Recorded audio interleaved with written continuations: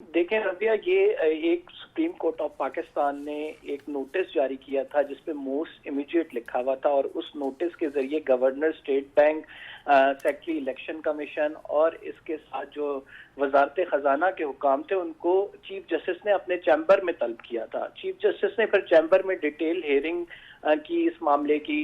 वजारत खजाना के हुकाम की जानिब से उनको इन कैमरा ब्रीफिंग दी गई और फिर इस पे इन चैम्बर हियरिंग के हवाले से चीफ जस्टिस ने एक ऑर्डर जारी किया था। उस ऑर्डर के मुताबिक 17 तारीख रखी गई थी जो कि डेडलाइन थी। उस 17 तारीख में वजारत खजाना ने इलेक्शन कमीशन को 21 अरब रुपए फराहम करने थे जो कि पंजाब के इलेक्शन के लिए थे, और इसके बाद 17 के बाद जो है वो report supreme court of Pakistan में सबमिट करानी थी। इलेक्शन कमीशन की जानिब से भी ये रिपोर्ट सबमिट कराई जाएगी, गवर्नर, स्टेट बैंक ने भी ये रिपोर्ट सबमिट करानी है, और इसके साथ फिर वजारत खजाना की जानिब से भी सुप्रीम कोर्ट ऑफ पाकिस्तान में ये कल रिपोर्ट सबमिट कराई जाएगी। यानी सुप्रीम कोर्ट ऑफ पाकिस्तान में टोटल 3 रिपोर्ट्स आएंगी, और इन 3 में क्या लिखा होगा ये हमारे सामने बिल्कुल वाज़ेह है।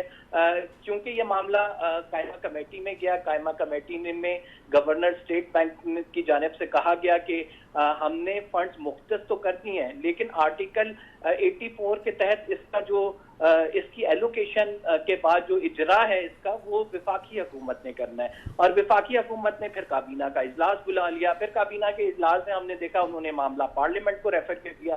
फिर पार्लियामेंट में जो कार्रवाई के बाद ये मुस्तरद कर दिया गया। अब सुप्रीम इलेक्शन कमीशन की जो हम एक्सपेक्ट कर सकते हैं वो रिपोर्ट यही आएगी कि ये मामला जो है पार्लियामेंट ही नहीं फंड दे रहा। तो एक जो बड़ा इंपॉर्टेंट नुकता है कल की, अगर रिपोर्ट देखें कि चीफ जस्टिस ऑफ पाकिस्तान फिर क्या कार्रवाई आगे करेंगे, क्योंकि 4 अप्रैल का अगर आप हुक्मनामा देखें उसमें बड़ा कैटेगोरिकली और बड़ा क्लियरली लिखा हुआ है कि अगर आपने सुप्रीम कोर्ट के एक्ट बात ना माने तो आपके खिलाफ तादीबी कार्रवाई होगी, और फिर उसके बाद लिखा हुआ है कि आप नताइज से भी वाकिफ हैं कि सुप्रीम कोर्ट के हुक्म ना माने तो क्या नताइज हो सकते हैं। लेकिन अगर सुप्रीम कोर्ट तौहीन अदालत की तरफ जाती है तो क्या अब तो वो एलोकेशन करनी थी वो स्टेट बैंक ने कर दी। स्टेट बैंक कहेगा आर्टिकल 84 के तहत तो हमें फंड का इजरा विफाकी हुकूमत ने करना है, विफाकी हुकूमत ने वो मामला पार्लियामेंट में कर दिया है। क्या चीफ जस्टिस ऑफ पाकिस्तान पूरी पार्लियामेंट को तौहीन अदालत में बुला सकते हैं? ये क्या होगा?